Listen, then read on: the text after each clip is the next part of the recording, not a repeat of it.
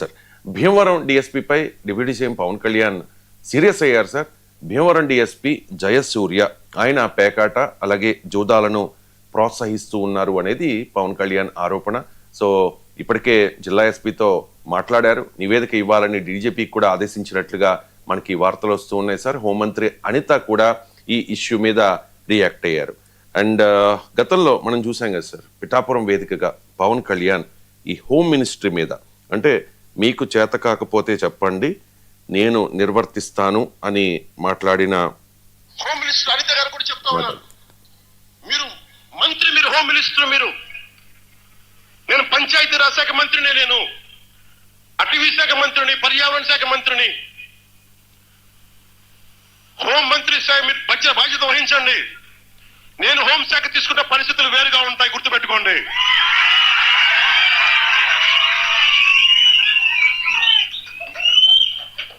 మమ్మల్ని విమర్శించే నాయకులకి అందరికీ నేను చెప్తున్నాను, ఈ రోజున ఇలాగే మీరు తీసుకొస్తా ఉండండి.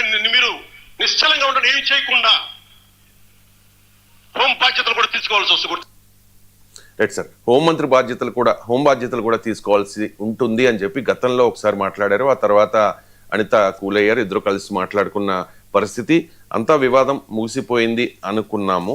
కానీ ఇప్పుడు అంటే పవన్ కళ్యాణ్ చెప్తూ ఉన్నారు కదా సార్, తాను డిప్యూటీ సీఎం అండ్ 6 శాఖలకు మంత్రిగా ఉన్నారు, కానీ హోమ్ మినిస్ట్రీ తన పరిధిలో లేదు కాబట్టి ఒకవేళ నేను తీసుకుంటే పరిస్థితి వేరుగా ఉంటుంది అని చెప్పి గతంలోనే చెప్పిన పరిస్థితి. ఇప్పుడు హోంమంత్రి పరిధిలో ఉన్న డిఎస్పీపై పవన్ కళ్యాణ్ సీరియస్ అవుతూ ఉన్నారు సార్. పవన్ కళ్యాణ్ ఏం సంకేతం ఇస్తూ ఉన్నారు? Pawan Kalyan deputy chief minister complaint ఆయన దృష్టికి రావచ్చు. ఆయన ఒక ఎమ్మెల్యే, ఒక రాజకీయ పార్టీకి నాయకుడు. తన దృష్టికి ఏదైనా ఒక సమస్య వచ్చినప్పుడు ఎవరితో మాట్లాడాలి? ఒక చిన్న స్థాయి పవన్ కళ్యాణ్తో పోలిస్తే చిన్న స్థాయి పోలీస్ అధికారి, ఆయనతో మాట్లాడాల్సిన అవసరం లేదు వాస్తవానికి పవన్ కళ్యాణ్కు. హోంమంత్రితో మాట్లాడచ్చు, ఈవెన్ డీజీపీతో కూడా మాట్లాడాల్సిన అవసరం లేదు. హోంమంత్రికి దాన్ని రికమెండ్ చేసి ఇంకోది ఈ సంగతి చూడండి అమ్మా అని చెప్పచ్చు. కానీ మరి నేను హోంమంత్రికి చెప్పకుండా నేరుగా ఆ పోలీస్ అధికారితో మాట్లాడాలన్నది సో ఆశ్చర్యంగా ఉంది. ఎందుకు మరి హోమ్ మినిస్టర్తో చెప్పినా ఆమె వినడం లేదా? హోమ్ మినిస్టర్తో చెప్తే పని కాదని పవన్ కళ్యాణ్ అభిప్రాయమా?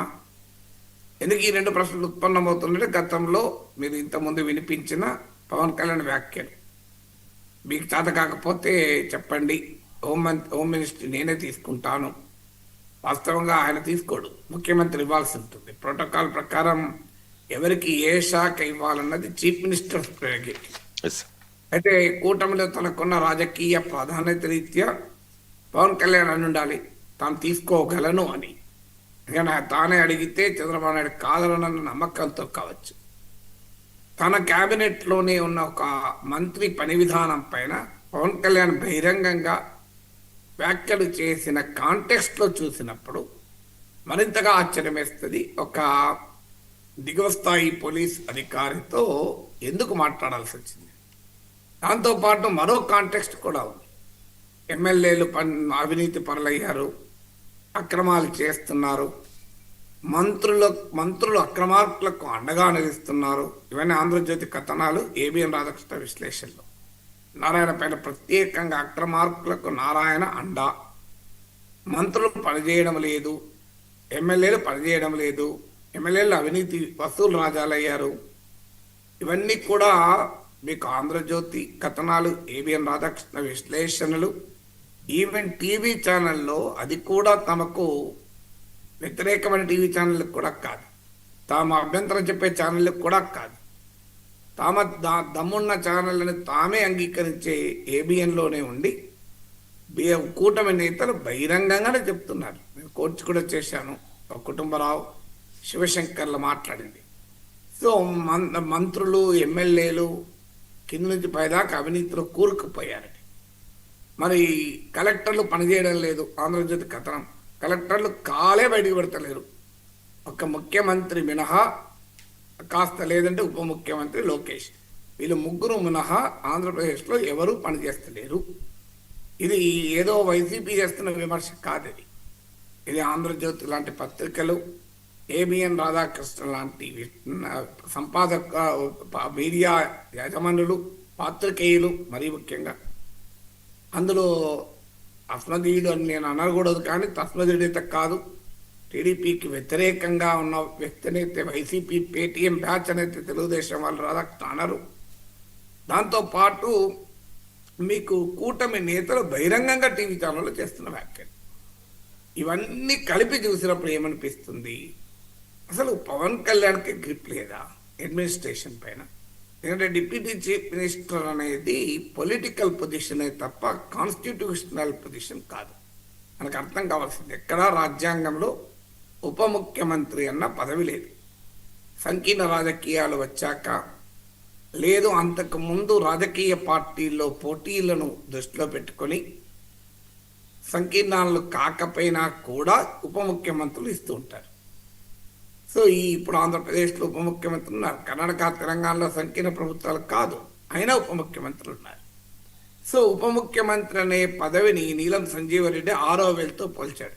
అది కూడా కాంటెక్స్ట్ ఏంటి అంటే, తెలంగాణ హైదరాబాద్ రాష్ట్రం ఆంధ్ర రాష్ట్రం 1956లో మెర్జ్ అయ్యాక అప్పుడున్న పెద్ద మనుషుల ఒప్పందం ప్రకారము ముఖ్యమంత్రి ఒక ప్రాంతానికి అయితే ఉప ముఖ్యమంత్రి మరో ప్రాంతానికి ఉండాలి.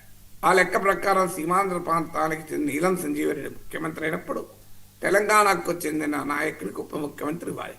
ఆ కాంటెక్స్ట్లో నీలం సంజీవరెడ్డి అన్నది ఏంటి, అది 6వ వేలుతో సమానము, 6th ఫింగర్తో సమానం అని. సో ఇప్పుడు పవన్ కళ్యాణ్ పరిస్థితి అలా ఉందా, 6th ఫింగర్ లాగా ఉందా అనే అనుమానం వస్తుంది. ఏంటి పవన్ కళ్యాణ్ ముఖ్యమంత్రి చెప్పచ్చు, హోంమంత్రి చెప్పచ్చు, డీజీపీతో చెప్పినట్టున్న వార్తలు వచ్చాయి, డీజీపీతో చెప్పి పని కంప్లీట్ అయ్యేలా చూసుకోవచ్చు. మరి పవన్ కళ్యాణ్ స్థాయిలో సంబంధిత పోలీస్ అధికారికి హెచ్చరించాల్సిన అవసరం లేదు కదా. చీఫ్ సెక్రటరీకి చెప్పచ్చు, చాలామంది చెప్పచ్చు, ప్రిన్సిపల్ సెక్రటరీ హోమ్ చెప్పచ్చు. మళ్ళీ వీళ్ళు ఎవరికి చెప్పినా పని కావడం లేదా? ఎవరికి అవుతలేదు? పవన్ కళ్యాణ్కి అవుతలేదా? అసలు అధికారులు ఆ స్థాయిలో ఉన్నారా? ఎందుకంటే క్షేత్రస్థాయిలో ఆరోపణలు ఏంటంటే కరప్షన్ క్షేత్రస్థాయిలో తెలుగుదేశం మిత్రులే చెప్తున్నారు, సార్ క్షేత్రస్థాయిలో భయంకరంగా ఉంది సార్ అవినీతి అని, గత ప్రభుత్వానికి మాకు తేడా లేకుండా పోతుంది అని వాళ్ళు తెలుగుదేశం మిత్రులే చెప్తున్న ఆరోపణ. ఉదాహరణలతో సహా చెప్తున్నారు. ఎంఆర్ఓ ఆఫీస్కి పోతే ఏంటి అని ఏబిఎన్ రాధాకృష్ణ విశ్లేషణలు కూడా చెప్పారు. చిత్తూరు జిల్లా హైదరాబాద్లో ఉండే ఒక అతను చిత్తూరుకి వెళ్ళి తన సొంత ఆస్తి అమ్ముకోవాలన్నా సబ్ రిజిస్ట్రార్ చెప్పిన సలహా ఎమ్మెల్యే కలిసిరండి అని. సో ఇలాంటి పరిస్థితులు ఉన్నప్పుడు మరి పోలీసు అధికారులు వింటారా? అసలు సమస్యను పక్కకు పెట్టి పవన్ కళ్యాణ్ అడ్రస్ చేయాల్సింది ఏంటి? ఒకటి పొలిటికల్ కరప్షన్ను మొదలు అడ్రస్ చేయాలి. రాజకీయ నాయకత్వం ఎమ్మెల్యేలే అడ్డగోలుగా వసూలు రాజాలైతే, సో వాళ్ళు కుటుంబరావు తెలుగుదేశం కుటుంబరావు వాడిన పదం వాడుతున్నాను, ఇంటాక్సికేటెడ్ విత్ పవర్, అంటే అధికారం అనేటువంటి నిషాలో ఉన్నారు. మరి ఎమ్మెల్యేల అధికారంలో అనే నిషాలో ఉంటే, జనసేన నాయకుడు శివశంకర్ మాటల్లో చెప్పాలంటే మట్టి, భూమి, మద్యం అన్నిట్లో కూడా వాటాలు.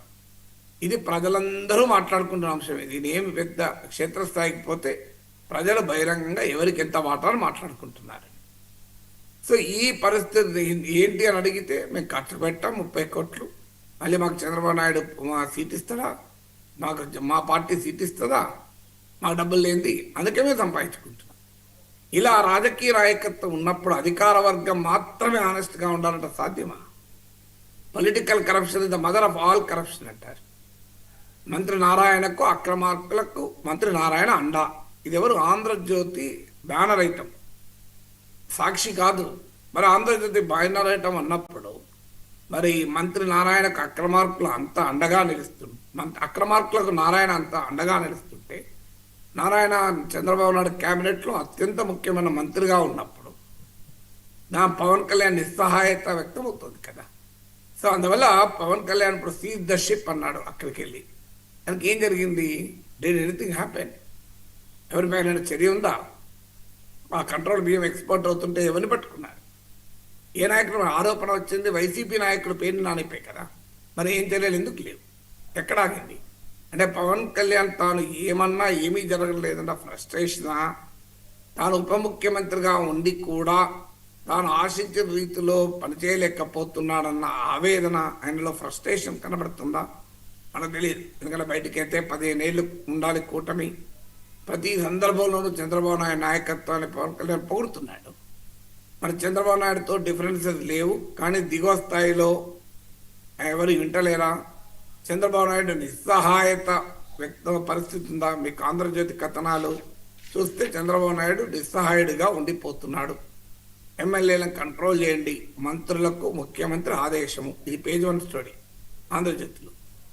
సో వాట్ ఈస్ హ్యాపెనింగ్ అనేది ఒక క్వశ్చన్ మార్క్ అనే మిగిలిపోయింది కదా. So what is the role and status of Pawan Kalyan in కూటమి క్యాబినెట్? పవన్ కళ్యాణ్ అంటే కేవలం ఒక జనసేన పార్టీ నాయకుడు కాదు, ఓ మిత్రపక్షానికి నేత మాత్రమే కాదు. చంద్రబాబు నాయుడు మాటల్లో చెప్పాలంటే గేమ్ చేంజర్, నా మాటల్లో చెప్పాలంటే man of the match. Game changer అంటే ది అన్స్టాపబుల్ బాలకృష్ణ షోలో చెప్పింది. గేమ్ చేంజర్కే గేమ్ పైన కంట్రోల్ లేకపోతే ఆయన గేమ్ ఎందుకు చేంజ్ చేసినట్లు? సో గేమ్ చేంజర్ పరిస్థితి ఇలా ఎందుకుంది అనేటువంటి క్వశ్చన్ అయితే ఉత్పన్నం కాక తప్పదు కదా. ఈ కాంటెక్స్ట్లో మళ్ళీ లోకేష్ ఉప ముఖ్యమంత్రి పదవి, దానిపైన జనసేనలో ఆందోళన, ముఖ్యమంత్రిగా పవన్ కళ్యాణ్ కావాలని మేము కోరుకుంటున్నామని జనసేన వ్యాఖ్యలు, అసలు అంగీకారం ప్రకారం రెండవ ఉప ముఖ్యమంత్రి అవకాశమే లేదు అని పుచ్చేచేదన్ లాంటి సీనియర్ల వివరణలు, ఇవన్నీ కలిపి చూసి డాట్స్ అన్ని కనెక్ట్ చేస్తే లార్జర్ పిక్చర్ మీకు కనబడుతుంది కదా.